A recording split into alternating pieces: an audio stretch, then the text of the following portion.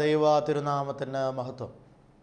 കർത്താവിൽ പ്രിയരെ, ഇന്നത്തെ വചന ധ്യാനത്തിനും ചിന്തയ്ക്കുമായി നിങ്ങളുടെ ശ്രദ്ധയിലേക്ക് ക്ഷണിക്കുന്ന തിരുവചന ഭാഗം വിശുദ്ധ മർക്കോസിൻ്റെ സുവിശേഷം 7-ാം അധ്യായത്തിൻ്റെ 9-ാമത്തെ തിരുവചനമാണ്. വിശുദ്ധ മർക്കോസ് 7-ാം അധ്യായത്തിൻ്റെ 9-ാമത്തെ തിരുവചനം. ഇങ്ങനെയാണ് ആ വചനം. ശ്രദ്ധിക്കുക. നിങ്ങൾ ദൈവ കൽപ്പന വിട്ടുകളഞ്ഞ് മനുഷ്യരുടെ സമ്പ്രദായം പ്രമാണിക്കുന്നു.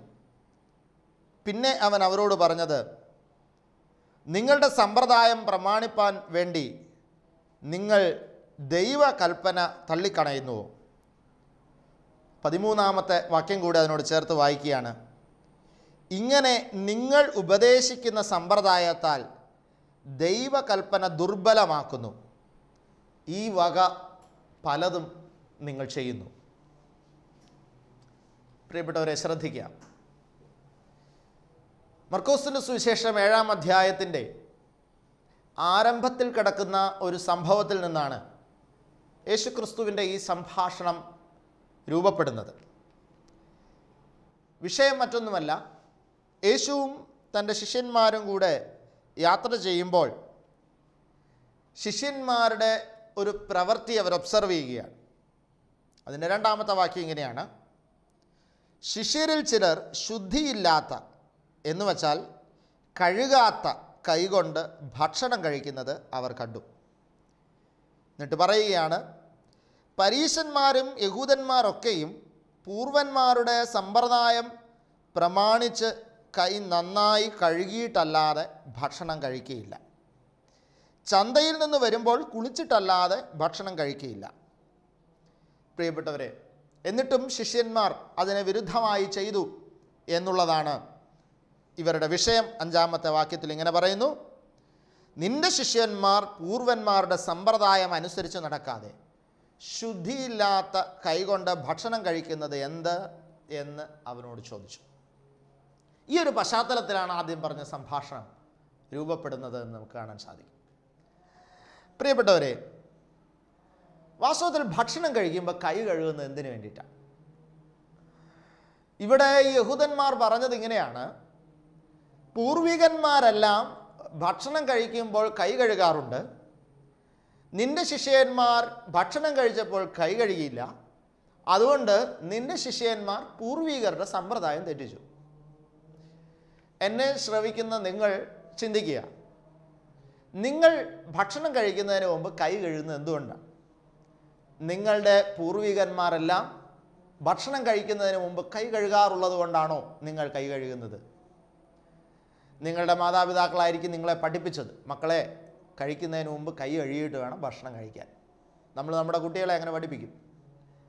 അപ്പോൾ നിങ്ങൾ കൈ കഴുകുന്നത് കൊണ്ട് നിങ്ങളുടെ മക്കളും കൈ കഴുകുന്നവരാകണം എന്നുള്ള നിർബന്ധത്തിൽ നിന്നാണോ നിങ്ങൾ നിങ്ങളുടെ മക്കളെ കൊണ്ട് കൈ കഴുകിപ്പിക്കുന്നത്? അല്ലല്ലോ. ഞാനിത് കേൾക്കുമ്പോൾ നിങ്ങൾക്ക് ഒരുപക്ഷെ ചിരിക്കാൻ തോന്നുന്നുണ്ടാവും. കാരണം ഇത് വളരെ രസകരമായ ഒരു അവകാശവാദമാണ്, അല്ലെങ്കിൽ ഒരു രസകരമായ ഒരു കുറ്റാരോപണമാണ്. എന്ന് പറഞ്ഞാൽ കൈ കഴുകുന്നത് യഥാർത്ഥത്തിൽ കയ്യിലെ അഴുക്ക് മാറുന്നതിന് വേണ്ടിയിട്ടാണ്. കയ്യിലെ അഴുക്ക് മാറിക്കൊണ്ട് ശുദ്ധിയോടുകൂടെ ഭക്ഷണം കഴിക്കുക എന്ന വിഷയത്തിന് വേണ്ടിയിട്ടാണ് കൈ കഴുകുന്നതെന്നറിയാം. വാസ്തവത്തിൽ കൈ കഴുകാതെ ഭക്ഷണം കഴിച്ചാൽ അത് അവിടെ കൂടിയിരിക്കുന്ന മറ്റാരെയും ബാധിക്കുന്ന വിഷയമൊന്നുമല്ല. ഈ കൈ കഴുകാതെ കഴിക്കുന്നവൻ്റെ കയ്യിൽ അഴുക്കുണ്ടെങ്കിൽ ആ അഴുക്ക് അവനിലേക്ക് പ്രവേശിച്ച് അത് അവനെ മാത്രം നശിപ്പിക്കുന്ന ഒരു ഘടകമാണ്. അത് കൂടിയിരിക്കുന്നവരെ ആരെയും ബാധിക്കുന്ന ഒരു വിഷയമൊന്നുമല്ല. പക്ഷെ ഇവരുന്നയിക്കുന്ന പ്രശ്നം അതല്ല. പൂർവികന്മാർ കൈ കഴുകാറുണ്ട്, എന്നിട്ടും നിന്റെ ശിഷ്യന്മാർ കൈ കഴുകുന്നില്ല. വളരെ രസകരമായി തോന്നുന്നു, വളരെ തമാശയായിട്ട് തോന്നുന്നു അല്ലേ യഹൂദന്മാർ പറയുന്ന ഈ ക്ലെയിം? പക്ഷെ ഞാൻ പറയട്ടെ, നിങ്ങളുടെ വിശ്വാസ ജീവിതവുമായി ബന്ധപ്പെട്ട ചില വിഷയങ്ങളിൽ നിങ്ങൾ വയ്ക്കുന്ന ക്ലെയിം ഈ പറഞ്ഞ തമാശയ്ക്ക് തുല്യമാണ്, സംശയമൊന്നുമില്ല. നിങ്ങളുടെ വിശ്വാസ വിഷയവുമായി ബന്ധപ്പെട്ട ചില വിഷയങ്ങളിൽ നിങ്ങൾ കണ്ടെത്തുന്ന കുറ്റാരോപണങ്ങൾ ഈ പറഞ്ഞ അവകാശവാദത്തിന് തുല്യമാണ്. വളരെ ഗൗരവത്തോടുകൂടെ നമ്മളത് എന്താണ് എന്നുള്ളതിനെക്കുറിച്ചൊന്ന് അന്വേഷിക്കേണ്ടിയിരിക്കുന്നു.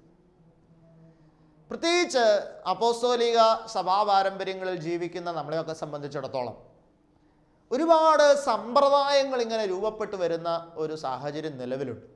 അത് വളരെ നൂറ്റാണ്ടുകളായിട്ട് അങ്ങനെ ഉണ്ട് എന്നതാണ്.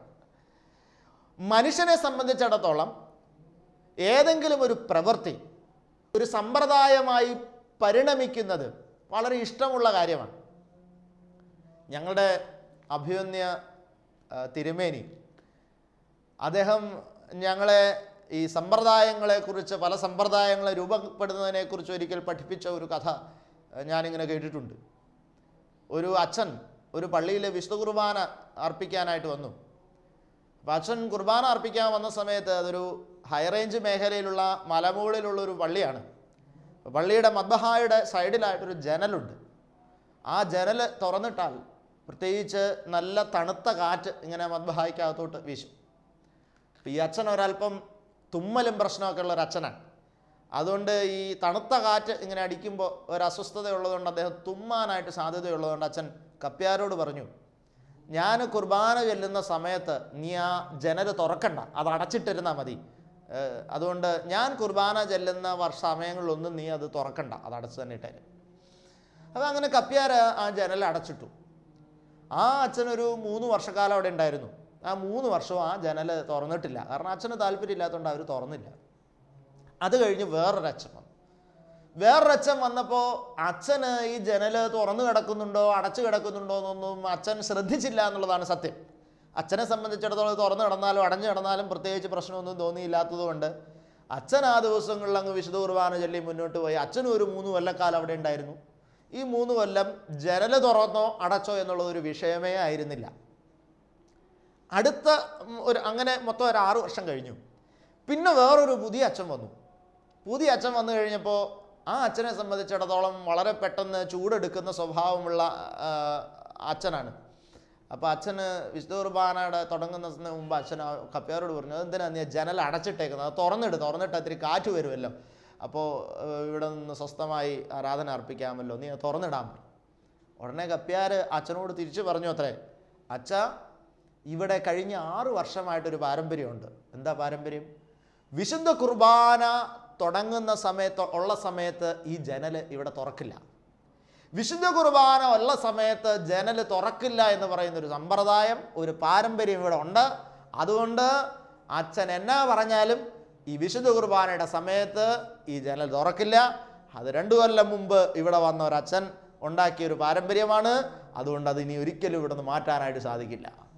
പ്രിയപ്പെട്ടവരെ, ഇത് അദ്ദേഹം വളരെ തമാശയായിട്ട് ഞങ്ങളുടെ അടുത്ത് പറഞ്ഞൊരു കാര്യമാണ്. പക്ഷേ ഇന്നത്തെ മനുഷ്യൻ ഇതൊക്കെ തമാശയായിട്ട് കേൾക്കുമെങ്കിലും നമ്മളെ സംബന്ധിച്ചിടത്തോളം ചില സമ്പ്രദായങ്ങൾ ഇങ്ങനെ ഉള്ളത് വളരെ ഇഷ്ടമാണ്. ഞാൻ ഹൈ റേഞ്ചിൽ ഒരു വീട്ടിൽ യാദൃശ്ചികമായി വിസിറ്റിന് ചെയ്യുന്ന സമയത്ത് അവിടെ അടുത്ത് തന്നെ ഒരു കട നടത്തുന്ന ഒരാൾ ഞാൻ അവിടെ ഉണ്ടെന്ന് അറിഞ്ഞ് എന്നെ കാണാൻ വന്നു. അപ്പോൾ അദ്ദേഹം എന്നോട് പറഞ്ഞു, അച്ഛാ, ഞങ്ങളുടെ കടയിൽ മുഴുവൻ പ്രശ്നങ്ങളാണ്, കച്ചവടമൊന്നും നന്നായിട്ട് നടക്കുന്നില്ല, മുഴുവൻ ബിസിനസ്സൊക്കെ തകർച്ചയാണ്, അച്ഛൻ ഞങ്ങൾക്ക് വേണ്ടി പ്രാർത്ഥിക്കണം. അങ്ങനെ എല്ലാം പറഞ്ഞിട്ട് അദ്ദേഹം വളരെ സ്വകാര്യമായിട്ട് എൻ്റെ അടുത്ത് പറഞ്ഞു, അച്ഛാ, എൻ്റെ അടുത്ത സ്ഥലത്തെ കടക്കാരൻ, എൻ്റെ സെയിം ബിസിനസ് നടത്തുന്ന വേറൊരു കടക്കാരനുണ്ട്, അവന് നല്ല കച്ചവടമാണ്, അവൻ എനിക്കിട്ട് എന്തോ ചെയ്തിട്ടുണ്ട്, ആ ചെയ്തിട്ടുള്ളതിൻ്റെ ഫലമാണ് എൻ്റെ കച്ചവടം മോശമാകുന്നത് എന്നതാണ് എൻ്റെ ഒരു ചിന്ത. അതുകൊണ്ട് അച്ഛന് ആ വിഷയവും കൂടെ ഒന്ന് വെച്ച് പ്രാർത്ഥിക്കണം. അതുകൊണ്ട് അതാണോ എന്ന് എനിക്കൊന്ന് അറിയുകയും കൂടെ ചെയ്യണം. അറിയുവാണെങ്കിൽ അത് എങ്ങനെ കൈകാര്യം ചെയ്യണം എന്നുള്ളതൊന്ന് മനസ്സിലാക്കി തരണമെന്നൊക്കെ പറഞ്ഞു. ഞാൻ അദ്ദേഹത്തോട് പറഞ്ഞു, ശരി, ഞാൻ പ്രാർത്ഥിച്ചോളാം നിങ്ങൾക്ക് വേണ്ടി, നിങ്ങളുടെ കടയിലെല്ലാം അഭിവൃദ്ധി ഉണ്ടാകട്ടെ എന്നൊക്കെ പറഞ്ഞ് ഞാൻ അയാളുടെ തലയിലൊക്കെ കൈവച്ച് അയാളെ ഒന്ന് ബ്ലസ് ചെയ്തിട്ട് അയാളെ വിട്ടു. അയാൾ പുറത്ത് മുറ്റത്തിറങ്ങിയിട്ട് അയാളിങ്ങനെ വെറുതെ അങ്ങോട്ടും ഇങ്ങോട്ടും നടക്കുക, പോകുന്നില്ല. കുറച്ച് സമയം കഴിഞ്ഞപ്പോൾ അദ്ദേഹം വീണ്ടും കയറി വന്നിട്ട് എന്നോട് ചോദിച്ചു, അച്ഛാ, അച്ഛന് എന്തെങ്കിലും എന്നോട് പറയാനുണ്ടോ എന്ന് ചോദിച്ചു. ഞാൻ പറഞ്ഞു, എനിക്ക് പ്രത്യേകിച്ചൊന്നും പറയാനില്ല, ഞാൻ പ്രാർത്ഥിച്ചോളാം, നിങ്ങൾ ധൈര്യമായിട്ട് പോയിക്കോ, ദൈവം നടത്തും എന്ന് പറഞ്ഞു. അദ്ദേഹം വീണ്ടും പുറത്തിറങ്ങിയിട്ട് വെറുതെ ഇങ്ങനെ നടക്കുക. അദ്ദേഹം ഒരു തൃപ്തനല്ല, എൻ്റെ ഈ സമീപനത്തിൽ അദ്ദേഹം തൃപ്തനല്ല, അതാണ് അദ്ദേഹത്തിൻ്റെ വിഷയം. കുറച്ച് കഴിഞ്ഞപ്പോൾ അദ്ദേഹം കയറി നേരെ വന്നിട്ട് എന്നെ വിളിച്ചിട്ട് പറഞ്ഞു, അച്ഛനോട് ഞാൻ പേഴ്സണലായിട്ടൊരു കാര്യം ചോദിക്കട്ടെ എന്ന് പറഞ്ഞു. എന്നെ വിളിച്ച് മാറ്റി നിർത്തി എന്നോട് രഹസ്യമായിട്ട് ചോദിച്ചു, എനിക്ക് എന്തെങ്കിലും തരാനുണ്ടോ അച്ഛന്? ഞാൻ ചോദിച്ചു, എന്ത് തരാൻ? അദ്ദേഹം ഇനി വല്ലോ കാശും ചോദിക്കുകയാണോ എന്നോട്? എനിക്ക് മനസ്സിലായില്ല. അച്ഛൻ എനിക്ക് എന്തെങ്കിലും തരാനുണ്ടോ? ഞാൻ ചോദിച്ചു, എന്ത് തരണമെന്നാണ് നിങ്ങൾ ഉദ്ദേശിക്കുന്നത്? അല്ല അച്ഛാ, ഈ മറ്റവൻ എനിക്കിട്ട് എന്തോ ചെയ്തതിൻ്റെ ഫലമാണ് എൻ്റെ ഈ പ്രശ്നമെന്നാണ് ഞാൻ വിശ്വസിക്കുക. അപ്പോൾ അവൻ എനിക്കിട്ട് ചെയ്തതിൻ്റെ പകരമായിട്ട് തിരിച്ച് അത് എനിക്കിട്ട് ഏക്കാതിരിക്കത്തക്കവണ്ണം വല്ല വെള്ളം വാഴ്ത്തിയതോ വെള്ളമോ കുരിശോ ബ്ലസ് ചെയ്തതോ അല്ലെങ്കിൽ അങ്ങനെ എന്തെങ്കിലും ഒരു സാധനം എനിക്ക് തരുവാണെങ്കിൽ ആ സാധനം ഞാൻ എൻ്റെ അടുത്ത് കൊണ്ടുവച്ചാൽ, എൻ്റെ കടയിൽ ഞാൻ കൊണ്ടുവച്ചാൽ, ഞാൻ അവനിട്ട് ഉപദ്രവിക്കാനൊന്നും പോകുന്നില്ല, പക്ഷെ എൻ്റെ കടയിൽ ഇത് കൊണ്ടുവച്ചാൽ അവൻ ചെയ്യുന്നത് എൻ്റെ കടയിലോട്ട് ഏൽക്കാതെ ഈ അച്ഛൻ തരുന്ന ഈ സാധനം അതിനെ പ്രൊട്ടക്റ്റ് ചെയ്യും. അങ്ങനെ എൻ്റെ കടയിൽ അഭിവൃദ്ധി ഉണ്ടാവും. ഇതാണ് ഞാൻ വിശ്വസിക്കുന്നത്. അപ്പോൾ അതുകൊണ്ട് അച്ഛൻ്റെ അടുത്ത് ഞാൻ വന്നത് വെറുതെ പ്രാർത്ഥിക്കാൻ വേണ്ടിയിട്ടൊന്നുമല്ല. അച്ഛന് ഇങ്ങനെ എന്തെങ്കിലും സാധനം എനിക്ക് തന്ന, അച്ഛന് വെറുതെ ഒരു സാധനം എനിക്ക് ബ്ലസ് ചെയ്ത് തന്നാലും മതി, എനിക്ക് വിശ്വാസമാണ് അതെൻ്റെ കടയിൽ വെച്ച് കഴിഞ്ഞാൽ പിന്നെ ഇതൊന്നും എനിക്ക് ഏക്കത്തില്ല. പ്രിയപ്പെട്ടവരെ, എനിക്കിത് വളരെ തമാശയായിരുന്നു. ഞാൻ പറഞ്ഞു, സഹോദര, എൻ്റെ കയ്യിൽ ഞാനിപ്പോൾ ഇങ്ങനെ ദൂരെ വന്നേക്കുന്നതല്ലേ, അതുകൊണ്ട് ഞാനൊന്നും കൊണ്ടുവന്നിട്ടില്ല. ഞാൻ ധ്യാനകേന്ദ്രത്തിലാണ് ശുശ്രൂഷ ചെയ്യുന്നത്. നിങ്ങൾ ധ്യാനകേന്ദ്രത്തിൽ വന്ന് ധ്യാനം കൂടണം. അപ്പോൾ ഒരു 5 ദിവസത്തെ ധ്യാനം നിങ്ങൾ കൂടിക്കഴിഞ്ഞാൽ 5-ാമത്തെ ദിവസം നിങ്ങൾക്ക് ആവശ്യമുള്ള ഇങ്ങനെ ഒരു സാധനം ഞാൻ തരാം എന്ന് പറഞ്ഞു. സത്യത്തിൽ ഞാൻ അങ്ങനെ പറയാൻ കാര്യം വേറൊന്നുമല്ല. 5 ദിവസം ധ്യാനം കൂടുമ്പോൾ ഇങ്ങനെയുള്ള ആ മനുഷ്യൻ്റെ കാഴ്ചപ്പാടുകൾക്കൊക്കെ മാറ്റം ഉണ്ടാവും. അവസാനത്തെ ദിവസം ഞങ്ങളൊരു വചനം സന്ദേശമായിട്ട് ആ മനുഷ്യന് എല്ലാവർക്കും കൊടുക്കുകയും ചെയ്യും. അപ്പോൾ ആ വചനത്തിൻ്റെ ഒരു ബലത്തിൽ അദ്ദേഹം ഇതിനെ അതിജീവിക്കുക എന്ന് മാത്രമേ ഞാൻ ഉദ്ദേശിച്ചുള്ളൂ. പക്ഷേ അങ്ങനെ പറഞ്ഞ ആൾ വരില്ല. പക്ഷേ ഇങ്ങനെ എന്തെങ്കിലും ഒരു മെറ്റീരിയൽ, ഇങ്ങനെ എന്തെങ്കിലും ഒരു വസ്തു കൂടോത്രത്തിനും മന്ത്രവാദത്തിനും പകരമായിട്ട് അച്ഛന് കൊടുക്കാനുണ്ടെന്നറിഞ്ഞാൽ ഈ മനുഷ്യൻ ധ്യാനത്തിന് വരാൻ സാധ്യതയുണ്ട്. 5 അല്ല 10 ദിവസം വേണേലും വന്ന് ഇവിടെ ഇരിക്കാനും സാധ്യതയുണ്ട്. അതെനിക്കറിയാവുന്നതുകൊണ്ട് ഞാൻ അങ്ങനെ പറഞ്ഞു. അങ്ങനെ പറഞ്ഞതുകൊണ്ട് അദ്ദേഹം ധ്യാനത്തിന് വന്നു. അല്ലാതെ നീ ധ്യാനം കൂടി വചനം കേട്ട് മാനസാന്തരപ്പെടാന്ന് പറഞ്ഞാലൊന്നും അവൻ വരില്ലായിരുന്നു. പക്ഷെ ഇങ്ങനെ പറഞ്ഞതുകൊണ്ട് അവൻ വന്നു, അവൻ ധ്യാനം കൂടി, അവൻ യഥാർത്ഥ വെളിച്ചമുണ്ടായിട്ട് അവൻ തിരിച്ചുപോയി. ഇങ്ങനെയുള്ള വസ്തുക്കളൊന്നും അല്ല പ്രൊട്ടക്റ്റ് ചെയ്യേണ്ടത്, മറിച്ച് വചനം അനുസരിച്ചുള്ള ജീവിതമാണ് തന്നെ മാറ്റുന്നത് എന്നുള്ള വെളിച്ചം അവൻ്റെ ഹൃദയത്തിൽ ലഭിച്ചു എന്നുള്ളതാണ്. ഞാനിത് പറയുന്നത് എന്തിനു വേണ്ടിയിട്ടാണെന്നറിയാമോ? ഇന്നെല്ലാവരെയും സംബന്ധിച്ചിടത്തോളം ഇങ്ങനെ കുറേ സമ്പ്രദായങ്ങൾ സൃഷ്ടിച്ചു വെക്കുകയാണ് മനുഷ്യൻ. എന്താണ് വാസ്തവത്തിൽ വചനം പറയുക? യാക്കോബിന് ഒരു ക്ഷുദ്രം ഏൽക്കുകയില്ല, ഇസ്രായേലിന് ആഭിചാരവിദ്യ ഭരിക്കുകയില്ല. ദൈവത്തിൻ്റെ മകനും മകളുമായി ഞാൻ ജീവിച്ചാൽ, ദൈവവചനം അനുസരിച്ച് ഞാൻ ജീവിച്ചാൽ, എന്തൊക്കെ തിന്മയുടെ സ്വാധീനം ചുറ്റും നിന്നുണ്ടായാലും അതൊന്നും എന്നെ ഏൽക്കുകയില്ല എന്നുള്ളതാണ് സത്യം.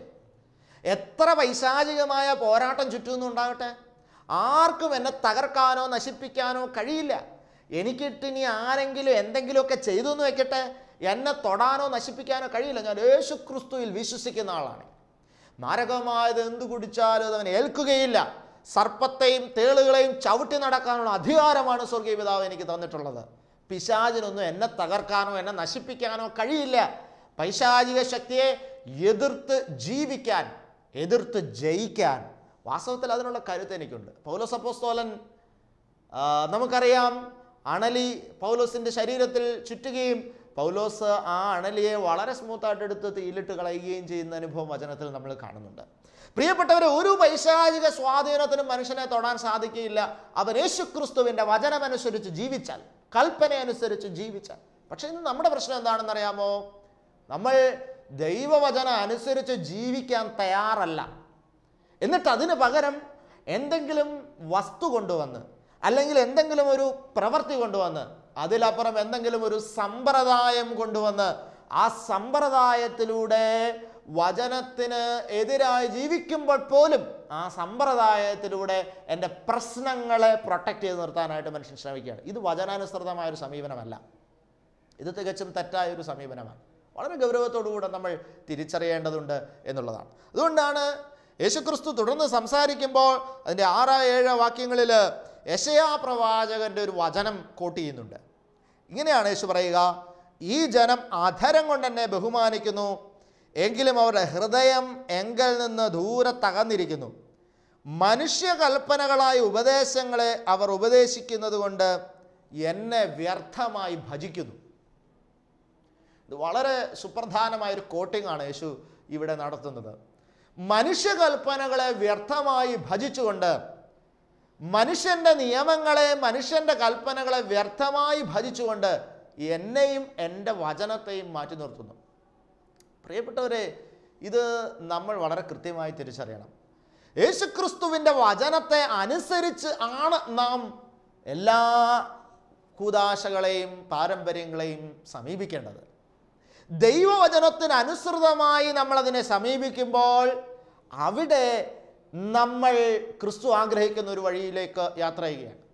അധരം കൊണ്ട് യേശുക്രിസ്തു ദൈവമാണ് ദൈവമാണ് എന്നൊക്കെ വിളിച്ചു പറയുകയും ബഹുമാനിക്കുകയും അതേസമയം ദൈവത്തിൻ്റെ കൽപ്പനകൾക്ക് വില കൊടുക്കാതിരിക്കുകയും ചെയ്യുന്ന ഒരു പശ്ചാത്തലത്തിൽ പ്രിയപ്പെട്ടവരെ, നമ്മുടെ സമ്പ്രദായം എന്ന് പറയുന്നത് അത് ഒരു ബദൽ അനുഭവമായി മാറുകയാണ്.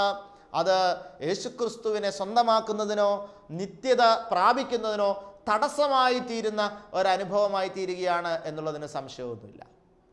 പല ആളുകളും നമ്മുടെ പള്ളികളിലൊക്കെ കാണാറുണ്ട്, പെരുന്നാളുകളൊക്കെ ഏറ്റുകഴിക്കാനായിട്ട് പല ആളുകളും തയ്യാറായി വരുന്നത് കാണാറുണ്ട്. ഞാൻ അവരെ ഇങ്ങനെ ഒബ്സർവ് ചെയ്യാറുണ്ട്. ചില പള്ളികളിലൊക്കെ ഞാൻ ഒരച്ഛൻ ഒരിക്കൽ പറഞ്ഞു കേട്ടിട്ടുണ്ട്, ആ പള്ളിയിൽ ഒരു ക്രിമിനലായിട്ടുള്ള ഒരു വ്യക്തിയുണ്ട്. ആ വ്യക്തി ഒരുപാട് ഈ വെട്ടും കുത്തും അങ്ങനെയുള്ള കാര്യങ്ങളിലൊക്കെ ബന്ധപ്പെട്ട് നിൽക്കുന്നതാണ്. ബിസിനസ്സൊക്കെ ചെയ്യുന്നുണ്ട് ഈ മനുഷ്യൻ, പക്ഷേ ഒരുപാട് കള്ളത്തരങ്ങളൊക്കെ അതിൻ്റെ ഇടയ്ക്കുണ്ട്. അങ്ങനെ തെറ്റായ വഴിയിലൂടെ ഒരുപാട് പണം സമ്പാദിക്കുന്ന ഒരു മനുഷ്യനാണ്. ഇങ്ങനെ പണമൊക്കെ സമ്പാദിച്ച് തെറ്റുകളൊക്കെ ചെയ്തിട്ട് ഈ മനുഷ്യൻ എന്താ ചെയ്യാന്നറിയാമോ? വർഷത്തിലൊരിക്കൽ പള്ളി വന്നിട്ട് ആ പള്ളിയിലെ പെരുന്നാൾ അങ്ങോട്ട് ഏറ്റുകഴിക്കും. 3-4-5 ലക്ഷം രൂപയൊക്കെ പള്ളിയിലോട്ടങ്ങ് മുടക്കി അവിടുത്തെ പെരുന്നാൾ ഈ മനുഷ്യൻ അങ്ങ് ഏറ്റുകഴിക്കും. പള്ളിക്കാർക്ക് അറിയാം ഓരോ വർഷം ഇവൻ എന്തെങ്കിലുമൊക്കെ ചെയ്തിട്ട് അതിൻ്റെ ശാപം തീരാനെന്ന വണ്ണമാണ് ഇവനിത് ചെയ്യാൻ ശ്രമിക്കുന്നതെന്ന് പള്ളിക്കാർക്കറിയാം. പക്ഷെ പള്ളിക്കാർ ഇവനെതിരെ ഒന്നും സംസാരിക്കില്ല. കാരണം ഇവൻ്റെ സ്വഭാവം ഒരു ക്രിമിനൽ സ്വഭാവമായതുകൊണ്ട് അങ്ങനെ ഇവനെതിരെ എന്തെങ്കിലും സംസാരിച്ചാൽ ഇവനിൽ നിന്ന് എന്തെങ്കിലും ഉപദ്രവം ഉണ്ടാകുമോ എന്ന് ഭയപ്പെട്ടിട്ട് വാസ്തവത്തിൽ പള്ളിയിലോ അച്ഛന്മാർ ഉൾപ്പെടെ ഉള്ളവരൊന്നും മിണ്ടില്ല. ഇവൻ ചെയ്യുവാണെന്നുണ്ട്. പിന്നെ ഒരർത്ഥത്തിൽ കൈക്കാരന്മാരൊക്കെ ഇത് സൗകര്യമാണല്ലോ എന്ന് വിചാരിക്കുകയും ചെയ്യും. കാരണം പെരുന്നാൾ നടത്താനുള്ള കാശ് 4-5 ലക്ഷം രൂപ കിട്ടും. അതുകൊണ്ട് വെടിയും പടക്കവും ചെണ്ടയൊക്കെ വെച്ച് ആഘോഷമായിട്ട് ഉത്സവം പോലെ പെരുന്നാൾ കൊണ്ടാടാനായിട്ട് സാധിക്കുകയും ചെയ്യും. അപ്പോൾ അതുകൊണ്ട് ഒരർത്ഥത്തിൽ അവർ കണ്ണടച്ച് നിൽക്കുന്നു. ഭയം കൊണ്ട് വിശ്വാസ വിഷയമുള്ള ആളുകൾ അല്ലെങ്കിൽ പ്രാർത്ഥനാ ജീവിതമുള്ള ആളുകൾ ഭയം കൊണ്ട് മിണ്ടില്ല. ഇങ്ങനെ ഈ മനുഷ്യൻ നിരന്തരമായിട്ട് ഇതോടെ ചെയ്തുകൊണ്ടിരിക്കുകയാണെന്ന് ഒരിക്കലൊരു വൈദികൻ എന്നോട് പറഞ്ഞത് ഞാൻ ഓർക്കാണ്. പ്രിയപ്പെട്ടവരെ, ഞാനിത് പറഞ്ഞത് എന്തിനു വേണ്ടിയിട്ടാണെന്നറിയാമോ? നമ്മൾ ചെയ്യുന്ന തെറ്റുകൾക്ക് പരിഹാരം കാണാൻ ചില ക്രിയകൾ ചെയ്യുക എന്നുള്ളത് ക്രിസ്തീയമായ ഒരു പശ്ചാത്തലത്തിൽ നിലനിൽക്കുന്ന ഒരു കാര്യമല്ല. വചനം പറയുന്നത് എന്താണ്? നിന്റെ മാനസാന്തരമാണ് ദൈവവചനം ആവശ്യപ്പെടുക. വചനം പറയുന്നത് മാനസാന്തരമാണ്. മാനസാന്തരത്തിലൂടെ നിന്റെ ഹൃദയത്തിന് രൂപാന്തരവും പരിവർത്തനവും സൃഷ്ടിക്കപ്പെടണം. മാനസാന്തരത്തിലൂടെ എൻ്റെ ജീവിതം മാറണം. മാനസാന്തരത്തിലൂടെ അനുതാപത്തിലൂടെ ഞാനൊരു പുതിയ സൃഷ്ടിയായി തീരണം. പുതിയ സൃഷ്ടിയായി തീരാതെ എത്രമാത്രം സമ്പ്രദായങ്ങൾ ഞാൻ ആവർത്തിച്ച് വെച്ചതുകൊണ്ടും എൻ്റെ ജീവിതത്തിൽ ദൈവം ക്ഷമിക്കുമെന്ന് കരുതണ്ട. ഇത് വളരെ ശക്തമായി ദൈവത്തിൻ്റെ ആത്മാവിന് നമ്മളോട് വ്യക്തമായിട്ട് സംസാരിക്കുകയാണ്. അതുകൊണ്ട് ഇന്ന് എന്നെ കേൾക്കുന്ന സഹോദര സഹോദരി, നിങ്ങൾ എന്തെങ്കിലും ഒരു സമ്പ്രദായം നിർവഹിക്കാൻ ആഗ്രഹിക്കുന്ന ആളാണോ?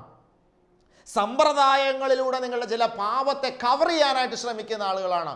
ഒരിക്കലും നിങ്ങളുടെ ഹൃദയത്തിൻ്റെ മാനസാന്തരം നടക്കുന്നില്ല എങ്കിൽ ഒരു സമ്പ്രദായവും അർത്ഥമുള്ളതാവുകയില്ല. നിങ്ങളുടെ ഹൃദയത്തിൻ്റെ സമർപ്പണം നടക്കുന്നില്ല എങ്കിൽ ഒരു സമ്പ്രദായം ഫലപ്രദമാവുകയില്ല. ഇത് വളരെ വ്യക്തമായിട്ടാണ്. എന്നാൽ ആ സമർപ്പണം, എൻ്റെ ഹൃദയത്തിൻ്റെ സമർപ്പണം നടന്നുകൊണ്ട് ആ സമർപ്പണത്തിൻ്റെ ഭാഗമായി ഞാൻ എന്തെങ്കിലും ഒരു പ്രവൃത്തി ചെയ്യുമ്പോൾ അത് ദൈവസന്നിധിയിൽ പ്രീതികരമായി മാറുകയും ചെയ്യും. സംശയമൊന്നുമില്ല. ഞാൻ എൻ്റെ ഹൃദയത്തിൻ്റെ സമർപ്പണം നടന്നുകൊണ്ട് ആ ഒരു ഇൻകോർപ്പറേഷൻ ഇത് വളരെ അത്യാവശ്യമാണ്. എൻ്റെ ഹൃദയത്തിൻ്റെ സമർപ്പണത്തിലൂടെ, എൻ്റെ പശ്ചാത്താപത്തിലൂടെ, എൻ്റെ അനുതാപത്തിലൂടെ, നല്ലൊരു കുമ്പസാരത്തിലൂടെ ഇനി ഞാൻ എൻ്റെ പഴയ വഴിയിലേക്ക് പോകില്ല എന്ന് തീരുമാനം എടുത്തുകൊണ്ട് ദൈവസന്നിധിയിൽ ഞാൻ ഏതെങ്കിലും ഒരു പ്രവൃത്തി കാഴ്ചയായി ചെയ്യുമ്പോൾ അത് ദൈവസന്നിധിയിൽ സന്തോഷമുള്ള ഒരു പ്രവൃത്തിയാണ് എന്നുള്ളത് സംശയമൊന്നുമില്ല. പ്രിയപ്പെട്ടവരെ, അതുകൊണ്ട് ദൈവത്തിൻ്റെ പരിശുദ്ധാത്മാവ് ഇന്ന് നമ്മളോട് സംസാരിക്കുകയാണ്. യേശുക്രിസ്തു വളരെ വ്യക്തമായി പറഞ്ഞു, ഈ ജനം അധരം കൊണ്ട് എന്നെ ബഹുമാനിക്കുന്നു, ഹൃദയം കൊണ്ട് അവർ എങ്കിൽ നിന്ന് ദൂരെ അകന്നിരിക്കുന്നു എന്നുള്ളതാണ്. യേശു പറയാണ് 13-ാമത്തെ വാക്യം വളരെ ശ്രദ്ധിക്കുക. ഇങ്ങനെ നിങ്ങൾ ഉപദേശിക്കുന്ന സമ്പ്രദായത്താൽ ദൈവകൽപ്പന നിങ്ങൾ ദുർബലമാക്കുന്നു. ഇതാണ് ക്രിസ്തു സംസാരിക്കുന്നത്. ദൈവത്തിൻ്റെ കൽപ്പനയെ ദുർബലമാക്കും. സമ്പ്രദായങ്ങൾ നിശ്ചയിച്ചതിലൂടെ, സമ്പ്രദായങ്ങൾ അനുസരിച്ചുള്ള പ്രമാണം നിങ്ങൾ നിഷ്കർഷിക്കുന്നതിലൂടെ ദൈവത്തിൻ്റെ കൽപ്പനയെ ദുർബലമാക്കുന്നു. വാസ്തവത്തിൽ പ്രിയപ്പെട്ടവരെ, ഇത് വളരെ വലിയൊരു തെറ്റാണ്. ദൈവത്തിൻ്റെ കൽപ്പനയെ ദുർബലമാകുന്ന ഒരു കാലഘട്ടത്തിലാണ് നമ്മൾ ജീവിക്കുന്നത്. ദൈവകൽപ്പനയെ ദുർബലമാകുന്നു, പലതരത്തിൽ അതിനെ ദുർബലമാക്കുന്നത്. ഞാൻ മുൻപൊരു എപ്പിസോഡിൽ പറഞ്ഞിട്ടുള്ളതുപോലെ മനുഷ്യൻ ഇതൊന്നും പ്രാക്ടിക്കൽ അല്ല എന്ന ചിന്തയിൽ ദൈവകൽപ്പനയെ ദുർബലമാക്കുന്ന മനുഷ്യരുണ്ട്. ബദൽ കാര്യങ്ങൾ കൊണ്ടുവന്ന് ദൈവകൽപ്പനയെ ദുർബലമാക്കുന്ന മനുഷ്യരുണ്ട്. നമുക്കറിയാം, പണ്ടുകാലത്തൊക്കെ മനുഷ്യൻ്റെ ഒരു മെൻ്റൽ റിലാക്സേഷൻ എന്ന് പറയുന്നത് ആത്മീകതയിലൂടെയാണ് ഏറ്റവും കൂടുതൽ നടന്നിരുന്നത്. മനുഷ്യന് സ്വസ്ഥതയും സമാധാനവും സാന്ത്വനവും സ്വാതന്ത്ര്യവും ഒക്കെ അനുഭവിച്ചിരുന്നത് സ്പിരിച്വാലിറ്റിയിലൂടെയാണ്. അതുകൊണ്ടാണ് പഴയ തലമുറയിലെ പൂർവികരൊക്കെ അവർക്കൊരു വിഷയം വന്നാൽ അവർ നേരെ ഓടുന്നത് പള്ളിയിലോട്ടാണ്. പള്ളിയിൽ ചെന്ന് കവിണ്ണ് വീണ് പ്രാർത്ഥിച്ച് അവരുടെ ഹൃദയം സമർപ്പിച്ച് നല്ലൊരു കുമ്പസാരം നടത്തി വിശുദ്ധ കുർബാനയൊക്കെ സ്വീകരിച്ച് അങ്ങനെ നല്ല ഒരുക്കത്തിൽ അവരതിനെ സമീപിച്ചിരുന്ന ഒരു കാലഘട്ടം ഉണ്ടായിരുന്നു. അങ്ങനെ ചെയ്യുന്നിടത്താണ് വാസ്തവത്തിൽ അവരിലേക്ക് ദൈവത്തിൻ്റെ വലിയ കൃപ ഒഴുകി ഇറങ്ങിയിരുന്നത്. അവർ അതിൽ നിന്നാണ് ആശ്വാസം കണ്ടെത്തിയിരുന്നത്. എന്നാൽ ഇന്നെന്ത് സംഭവിക്കുന്നു?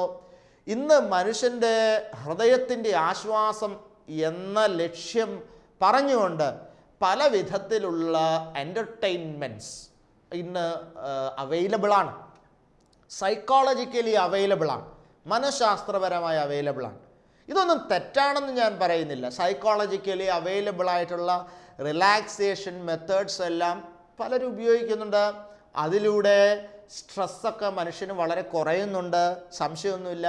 ഒരു സൈക്കോളജിക്കൽ ട്രീറ്റ്മെൻറ്റിലൂടെ ഒരാൾ കടന്നുപോയാൽ അയാൾക്ക് സ്ട്രെസ്സ് കുറയും. അതുപോലെ തന്നെ ചില എക്സസൈസസ്, ചില ബ്രീത്തിങ് എക്സസൈസസ്, ചില ജീവിത ചിട്ടകൾ, ചില പ്രത്യേക തരം പ്രവർത്തികൾ, ഇതെല്ലാം ചെയ്തു കഴിഞ്ഞാൽ മെൻ്റൽ റിലാക്സേഷൻ കിട്ടും. സത്യമാണ്, വളരെ റിലാക്സ്ഡ് ആവും, ഒരു സംശയമില്ല. പക്ഷേ നിത്യത കിട്ടില്ല ഇതിലൂടെ. അതാണ് തിരിച്ചറിയേണ്ടത്. നിത്യത ഒരു വ്യക്തിക്ക് സ്വന്തമാകുന്നത് യേശുക്രിസ്തുവുമായിട്ടുള്ള ബന്ധത്തിൽ അയാൾ റിലാക്സ്ഡ് ആകുന്നിടത്താണ് ഒരു വ്യക്തിക്ക് നിത്യത സ്വന്തമാകാൻ കഴിയുക. ഇവിടെയാണ് പ്രിയപ്പെട്ടവരെ ഇന്ന് ദൈവകൽപ്പന ദുർബലമാക്കപ്പെടുന്ന ഒരു ഏരിയ. എന്താണ്? നിങ്ങൾക്ക് റിലാക്സേഷന് മറ്റ് ഓപ്ഷൻസ് ഉണ്ടല്ലോ. നല്ല ചിരിക്കുന്ന എന്തെങ്കിലും നന്നായി തമാശയൊക്കെ ഉള്ള എന്തെങ്കിലുമൊക്കെ കാര്യങ്ങൾ നിങ്ങൾ കണ്ടാൽ നിങ്ങൾക്ക് റിലാക്സ്ഡ് ആകാം. നിങ്ങൾ ചില എക്സസൈസസ് ചെയ്താൽ നിങ്ങൾക്ക് റിലാക്സ്ഡ് ആകാം. അവിടെ ദൈവവചനം അനുസരിച്ച് ജീവിക്കുക എന്നുള്ളത് ഒരു ഓപ്ഷണൽ ആയിട്ടുള്ള ഒരു ഘടകമായി മാറുകയാണ്. നിനക്ക് വേണമെങ്കിൽ ആത്മീയനായി ജീവിച്ച് റിലാക്സ്ഡ് ആകാം. ഇന്ന് മനഃശാസ്ത്രജ്ഞന്മാരെല്ലാം ആത്മീയതയെ പലപ്പോഴും സപ്പോർട്ട് ചെയ്യുന്നുണ്ട്. ഒരു കാലഘട്ടത്തിൽ മനഃശാസ്ത്രജ്ഞന്മാർ ആത്മീയതയെ എതിർത്തിരുന്ന ഒരു കാലഘട്ടം ഉണ്ടായിരുന്നു. എന്നാൽ ഇന്ന് മനഃശാസ്ത്രജ്ഞന്മാർ ആത്മീയതയിലൂടെയുള്ള മെൻ്റൽ റിലാക്സേഷനെ സപ്പോർട്ട് ചെയ്യുന്നവരുണ്ട്. പക്ഷെ അവർ പറയുന്ന ക്ലെയിം എന്താണ്? അതിനെ സപ്പോർട്ട് ചെയ്യുമ്പോഴും അവർ പറയുന്നത് അതൊരു മെത്തേഡാണ്. ആത്മീയത എന്ന് പറയുന്നത് ഒരു മെത്തേഡാണ്. നിങ്ങളുടെ മനസ്സ് റിലാക്സ്ഡ് ആകാൻ എക്സസൈസ് പോലെ, നിങ്ങൾ കോമഡി പ്രോഗ്രാംസ് കാണുന്നത് പോലെ, അല്ലെങ്കിൽ നിങ്ങൾ അങ്ങനെ മറ്റെന്തെങ്കിലും ആക്ടിവിറ്റീസിൽ ഇൻവോൾവ് ആകുന്നത് പോലെ, നിങ്ങൾ ഗാർഡനിങ് ചെയ്യുന്നതിലൂടെ, നിങ്ങൾ മരം നട്ട് പിടിപ്പിക്കുന്നതിലൂടെ, നിങ്ങൾ ചെടി നനയ്ക്കുന്നതിലൂടെ, നിങ്ങൾ മണ്ണുമായിട്ട് ഇടപഴകുന്നതിലൂടെ ഒക്കെ, നാച്ചുറൽ ആയിട്ടുള്ള പല കാര്യങ്ങളിലൂടെ ഒക്കെ നിങ്ങൾ റിലാക്സ്ഡ് ആകുന്നത് പോലെ, അതുപോലെ ഒരു മെത്തേഡാണ് സ്പിരിച്വൽ റിലാക്സേഷൻ. അതുകൊണ്ട് സ്പിരിച്വൽ റിലാക്സേഷൻ എന്ന ഒരു പോയിന്റിൽ നിന്നുകൊണ്ട് സ്പിരിച്വാലിറ്റിയെ അക്സെപ്റ്റ് ചെയ്യുന്ന ഒരു സമൂഹത്തെ ഇന്ന് നമ്മൾ കാണാൻ സാധിക്കുന്നുണ്ട്. ഈവൻ ഡോക്ടർമാരെ ഉൾപ്പെടെ നമുക്ക് കാണാൻ സാധിക്കുന്നുണ്ട്. പക്ഷേ പ്രിയപ്പെട്ടവരെ, ഞാൻ അതിന് പറയാൻ ആഗ്രഹിക്കുന്ന മറ്റൊരു പോയിന്റാണ്. ഇവിടെ സംഭവിക്കുന്നത് ആത്മീയതയെ തുല്യതാപരമാക്കുകയാണ്. മറ്റ് ചില റിലാക്സേഷൻ മെത്തേഡിനോട് ചേർന്നുള്ള ഒരു തുല്യതാപരമായ ഒരു ആത്മീയതയാക്കി, ഒരു മെത്തേഡാക്കി, ആത്മീയതയെ ദൈവബന്ധത്തെ ഒരു മെത്തേഡ് ഓഫ് റിലാക്സേഷനാക്കി മാറ്റുന്ന, മുദ്ര കുത്തുന്ന ഒരു പശ്ചാത്തലം ഇന്ന് നിലവിലുണ്ട്. ഇവിടെയും ദൈവകൽപ്പന ദുർബലമാക്കപ്പെടുന്നുണ്ട് എന്നാണ് എൻ്റെ പക്ഷം. പ്രിയപ്പെട്ടവരെ, ആത്മീകത എന്ന് പറയുന്നത് ഒരു മെത്തേഡല്ല. അത് നമ്മൾ വ്യക്തമായി തിരിച്ചറിയണം. എൻ്റെ രോഗം മാറാനോ, എൻ്റെ പ്രശ്നം മാറാനോ, എൻ്റെ സ്ട്രെസ് മാറാനോ ഉള്ള മെത്തേഡായിട്ട് നിങ്ങൾ ദൈവബന്ധത്തെ കാണല്ലേ. ദൈവബന്ധം എന്ന് പറയുന്നത് അതിനെല്ലാം ഉപരിയായ ഒരു തലമാണ്. ദൈവകൽപ്പന എന്ന് പറയുന്നത് ഒരു മനുഷ്യൻ്റെ ജീവിതത്തിൻ്റെ സർവസ്വവുമാണ്. ദൈവത്തിൻ്റെ വചനമനുസരിച്ച് ജീവിക്കുക എന്ന് പറയുന്നത് ഒരു വ്യക്തിയെ സംബന്ധിച്ചിടത്തോളം അവൻ്റെ ജീവിതത്തിൻ്റെ പൂർണ്ണതയാണ്. പ്രിയപ്പെട്ടവരെ, അത് അവൻ്റെ തികച്ചും ചില സ്ട്രെസ്ഡ് ഇഷ്യൂസിലുള്ള റിലാക്സേഷൻ അല്ല, അതവൻ്റെ നിത്യതയെ, എറ്റേണിറ്റി, ദൈവരാജ്യത്തിലുള്ള നിത്യമായ ജീവനെ ബാധിക്കുന്ന ഒരു വിഷയമാണ്. ദൈവത്തോടൊപ്പമുള്ള അവൻ്റെ ജീവിതത്തെ ബാധിക്കുന്ന ഒരു വിഷയമാണ്. എൻ്റെ അല്പനേരത്തെ റിലാക്സേഷൻ അല്ല ആത്മീയത, ദൈവബന്ധം, ദൈവകൽപ്പനയുടെ അനുസരണത്തിലൂടെ ലക്ഷ്യം വെക്കുന്നത്. ഇത് വളരെ ഗൗരവത്തോടുകൂടെ നമ്മൾ തിരിച്ചറിയണം. ഇന്ന് മനുഷ്യൻ പ്രാർത്ഥനയ്ക്ക് പോകുന്നു, ധ്യാനത്തിന് പോകുന്നു ഒക്കെ റിലാക്സേഷന് വേണ്ടിയിട്ടാണ്. ധ്യാന കേന്ദ്രങ്ങളിലൊക്കെ പലപ്പോഴും നടത്തുന്ന വചന ശുശ്രൂഷകളും ക്ലാസ്സുകളും പോലും റിലാക്സേഷൻ ഫോക്കസ്ഡ് ആണ്. അത് ഒരു മെത്തേഡാണ്, ഒരു സൈക്കോളജിക്കൽ മെത്തേഡാണ്, സംശയമൊന്നുമില്ല.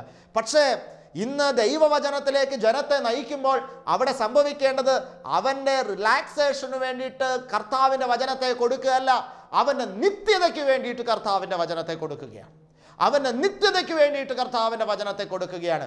അവിടെ അവൻ ദൈവത്തിൻ്റെ വചനത്തെ റിലാക്സേഷൻ മെത്തേഡായി ഉപയോഗിക്കുന്നു എന്ന തലത്തിൽ നിന്ന് അവനെ മാറ്റിക്കൊണ്ട് യേശുക്രിസ്തുവിൻ്റെ കൽപ്പന എൻ്റെ ആത്മാവും ജീവനുമായി ഏറ്റെടുക്കാൻ, അത് ചങ്കൂറ്റത്തോടെ വഹിക്കാൻ, യേശുവിൻ്റെ കൽപ്പനയ്ക്ക് ജീവിതത്തിൽ പ്രഥമ സ്ഥാനം കൊടുക്കാൻ, അങ്ങനെ ദൈവകൽപ്പനയ്ക്ക് വില കൊടുക്കുന്ന ഒരനുഭവത്തിലേക്ക് ഒരു വ്യക്തിയുടെ ക്രിസ്തീയ ജീവിതം പരിണമിക്കാനായിട്ട് സാധിക്കണം എന്നുള്ളതാണ്.